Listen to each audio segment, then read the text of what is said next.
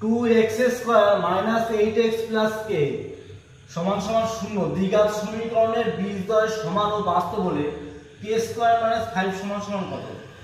তাহলে দ্বিঘাত সমীকরণ ax² plus bx plus c সমান সমান 0। এবার বীজদ্বয় সমান আর বাস্তব যখন হয় তখন আমাদের d এর মান হয় 0। তাহলে এখানে d কি? d হচ্ছে b² মাইনাস 4ac সমান সমান 0। তাহলে এখানে আমাদের b কোনটা? তাহলে b হচ্ছে আমাদের -8 আর a হচ্ছে আমাদের 2, ঠিক আছে, আর c হচ্ছে এখানে k। তাহলে আমরা এখানে বসিয়ে দিই। তাহলে b এর মান হবে -8, -8 এর যদি আমরা স্কয়ার করি তাহলে হবে 64 মাইনাস 4ac। এখানে a এর মান কত? a এর মান হচ্ছে 2 আর c এর মান কত? c এর মান হচ্ছে k। তাহলে এটা সমান সমান 0। তাহলে আমরা লিখতে পারি কি 4 2 8, 8k সমান সমান 64।